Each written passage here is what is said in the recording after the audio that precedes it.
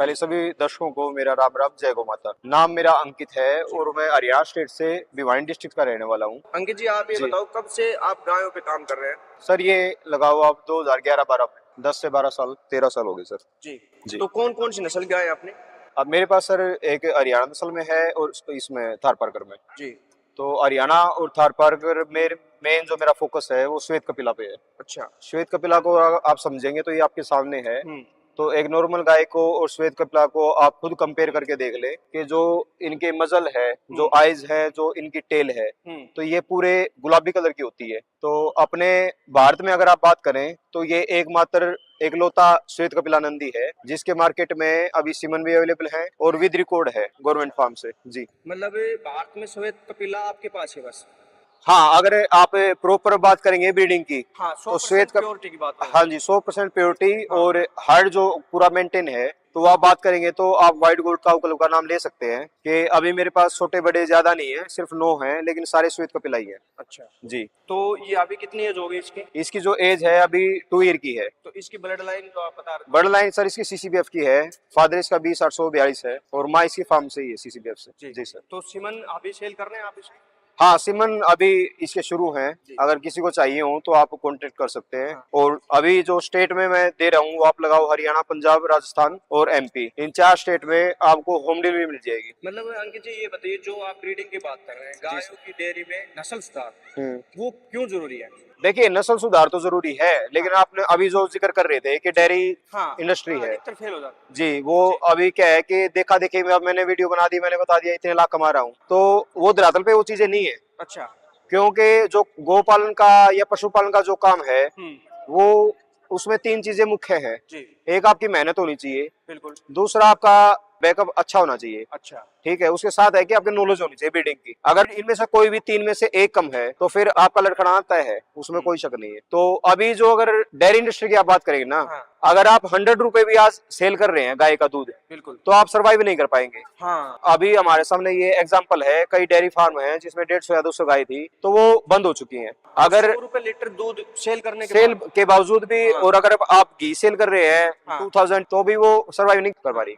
तो रीजन जो रहता है ना, देखो 2 तरीके हैं। अगर आप स्टार्टिंग से ही लेके चल रहे हैं ब्रीडिंग का, ऑब्जर्वेशन ये करो कि आपको करना क्या है। अगर आपको कमर्शियल में जाना है तो फिर आप हाई यील्ड के लीजिए, अगर देसी गाय में ले रहे तो फिर आप वेरीफाई मत कीजिए कि कौन सी ब्रीड ले, क्योंकि अगर हाई यील्ड में कोई भी आपको देसी गाय मिल जाए वो बेस्ट रहेगी। फिर आपका ये रहता है कि अगर आप जैसे कि साथ आपका दूध बिक रहा है, ये दोनों चीजें साथ क्यों नहीं चलती? क्योंकि जो आगे जनरेशन जो आती है ना, आपके पास गाय है, उस पर आपने अच्छा सीमन रखवाया, अच्छे बच्चे पैदा हुए, तो वो सर्वाइव इसलिए नहीं कर पाते क्योंकि वो बच्चे को दूध नहीं दे पाते। वो रोज कैलकुलेशन करते हैं कि बच्चे ने इतना दूध पी लिया। ठीक है। तो मैं इसलिए कह रहा हूँ कि ये दोनों चीजें ये साथ नहीं चलती। मतलब आप कह रहे हैं ब्रीडिंग पे काम करना है तो आपको जो दूध है वो सेल नहीं करना। वो सेल नहीं करना, नहीं करोगे तभी आप ब्रीडिंग पे काम कर पाओगे। ब्रीडिंग का जो काम है वो लंबा काम है, 2 दिन में नहीं होता। कम से कम भी आपको 5 से 10 साल लगेंगे। तो 5 से 10 साल की जो वेटिंग रहती है वो ये रहती है, उसमें आप बहुत कुछ सीखते हैं। तो किसी के बताने से और किताबें पढ़ने से ही वो ज्ञान नहीं आता, वो जब आप प्रैक्टिकल करके देखोगे ना, वो सबसे ज्यादा अच्छा ज्ञान है। तो उसमें क्या रहता है कि आप उसको दूध को बेच नहीं पाएंगे, बिल्कुल, क्योंकि आगे जो ब्रीड तैयार होगी उसके लिए आपको दूध की जरूरत है। अच्छा, ब्रीडिंग आपको कैसे सर्वाइव दिला सकती है, वो मुद्दा है ये जी। ठीक है। अब डेयरी फार्मिंग का सबको पता है। उसमें क्या है, आप भाई आपकी जो प्रोडक्ट वैल्यू है उसको आप या डाउन करोगे, लेकिन ब्रीडिंग का जो काम है, अगर आपके पास हुनर है तो आप गली से उठाई हुई गाय को ब्रीडिंग करके और अच्छी पैदावार ले सकते हो। ये तो रहा आपका शॉर्टकट में। अगर आपके पास पैसा है तो आप अच्छी पेडिग्री की गाय खरीदिए, उसमें बढ़िया सीमन यूज कीजिए और आगे बढ़िए। तो इसमें 2 ऑप्शन आपके पास रहते हैं कि आपके पास मेल आए या फीमेल आए। अगर मेल आपके पास ज्यादा आ रहे हैं तो फिर आप नुकसान में जाएंगे, अगर फीमेल आ रही है तो आप फायदे में रहेंगे। ये भी जो धारणा नहीं गलत है। अभी मैंने अपने घर से लगाए हैं 10 साल पैसे। अगर मैं ये कहूँ कि मैं फर्स्ट टाइम से जो है प्रॉफिट में था, तो ऐसा कुछ नहीं है। नौकरियां मैंने छोड़ी हैं और फिर अपनी जेब से पैसा लगा के ब्रीडिंग का काम किया है। तो ब्रीडिंग का काम क्या है कि पहले आपको उसमें से लगाना पड़ेगा। उसमें फर्स्ट डे आपको अर्निंग स्टार्ट नहीं होती। हाँ जी, आपने 10 साल लगाए या 5 साल लगाए, उसके बाद आपको ब्रीड की प्रॉपर नॉलेज होती है कि ब्रीड है क्या, उसको आप कैसे सुधार पाएंगे, गायों में क्या कमी है और उस कमी को कौन सा बुल दूर कर सकता है, ये ऑब्जर्वेशन आपको करना पड़ेगा। नंबर ऑफ बुल आपको मिल जाएंगे, अलग अलग फार्म के मिल जाएंगे, अच्छे रिकॉर्ड के मिल जाएंगे, लेकिन जो उसमें देखने वाली चीज जो है वो ये है कि उसकी माँ में क्या कमियां थी, दूध के बावजूद उसका बॉडी स्ट्रक्चर क्या था, उसका इम्यून सिस्टम क्या था। तो ये चीजें ज्यादा मायने रखती है दूध से। अगर आपके पास एक स्वस्थ पशु है और वो अगर आपको पर डे का 12 लीटर दूध देता है तो वो आपको 20 लीटर दूध वाले से ज्यादा प्रॉफिटेबल बनाएगा। ये बात रही आपकी एक। अब दूसरी बात रहती है कि अगर आपके पास मेल काफ आ रहे हैं तो आप सर्वाइव कैसे करेंगे। मेल काफ का ये रहता है, अगर आपके पास प्योर ब्रीड में मेल आया उसको तो आप एक मिनट भी ना सोचें कि वो कहीं काम नहीं आएगा या उसे कोई पैसे नहीं देगा।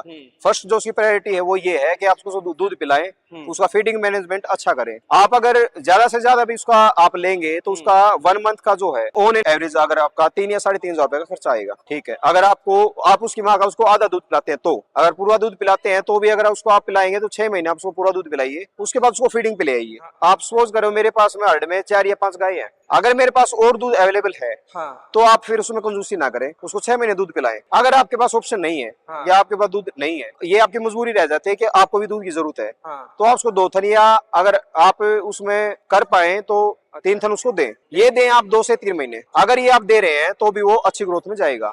3 महीने के अंतराल में आप ये 1.5 महीने से आप शुरू करें, 1.5 महीने के बाद आपका बच्चा फीडिंग पे आ जाना चाहिए दूध के साथ साथ। मेल काफ अगर अच्छी लाइन का है तो आपसे 1.5 से 2 लाख रुपए का वो चला जाता है, अगर उसकी प्रॉपर आपने फीडिंग की है और उसको अच्छा तैयार किया है। तीसरा आपके पास ऑप्शन रहता है कि अगर आपका बहुत ही टॉप ब्लड लाइन का बच्चा है और अच्छे कैरेक्टर में बच्चा है, ये मैं लाइन से हटके चला था, आज मेरे पास श्वेत कपिला है सारे, आपको कहीं भी कोई श्वेत कपिला ना बिकता दिखाई देगा और ना कोई खरीदता दिखाई देगा, उसी को लेकर के मैं चला। तो आज अपने पास 2 नंदी हैं श्वेत कपिला में। आपको बताइए सीसीबीएफ का है, एक चैनल लाइन का है। सीसीबीएफ का अभी ये फर्स्ट एग्जीबिशन था जिसमें मैं लेके आया हूँ। अभी इसकी एज आपको मैंने बताई 2 साल 3 महीने है। तो जो मेरे युवा है साथी हैं, अगर वो एक दिशा लेकर चलेंगे, एक नजरिया लेकर चलेंगे और वो ब्रीडिंग का काम सीखेंगे, तो मैं उनको लिख के दे सकता हूँ। जितनी बातें मैंने करी है वो प्रैक्टिकल है, उसमें कोई भी बड़े सपने नहीं है। आज मैं इसका सीमन जो बेच रहा हूँ जग जाहिर है 5000 का सेल कर रहा हूँ, बड़े अच्छे से सेल हो रहा है, क्योंकि वही मैंने आपको बताया कि आप पहले उस पर इन्वेस्ट करिए। अगर आपने प्रॉपर इन्वेस्ट किया है तो आपको 101% उसके रिजल्ट मिलेंगे। रिजल्ट ऐसे मिले, अभी मैं यहाँ आया हूँ तो मेरे कम से कम भी आप लगा लीजिए 500 जो है स्ट्रा मेरे बुक हुए हैं। अगर उसमें से 200 भी बिक रहे हैं, उसमें से 300 भी बिक रहे हैं, तो भी मेरा उसमें कोई नुकसान नहीं है। मेरी गाय, मैं साथ में ब्रीडिंग का काम कर रहा हूँ, इसके बच्चे आगे आने वाले हैं, आगे बच्चे आएंगे, वो कमा के मेरे को देंगे। आज ये है, ये कमा के देगा। साथ साथ आप एजुकेशन करिए, बढ़िया पढ़िए, और अगर आपके पास रिसोर्सेज है तो आप पशुपालन कोई बुरी चीज नहीं है। बात यह है कि आपको पहले उस चीज की नॉलेज लीजिए। बिना नॉलेज के और किसी के चढ़े में आप बिल्कुल काम ना करें, तब आपको हमेशा नुकसान, हाँ आपको नुकसान रहेगा ही रहेगा अगर बिना नॉलेज के जाएंगे तो। बस इतनी से मेरा कहना है जी। तो दोस्तों, जैसा अंकित जी ने बताया, अगर आप गाय रख रहे हैं तो गायों के दूध पे या प्रोडक्ट पे काम ना करके आपको नस्ल सुधार पे काम करना पड़ेगा, तभी आप गायों की डेयरी को सफल कर सकते हैं। वीडियो में अंकित जी का मोबाइल नंबर और एड्रेस दिया गया है। जो भी किसान भाई थार पारकर श्वेत कपिला के सीमन लेना चाहता है तो वो अंकित जी से संपर्क कर सकता है। नमस्कार, जय हिंद।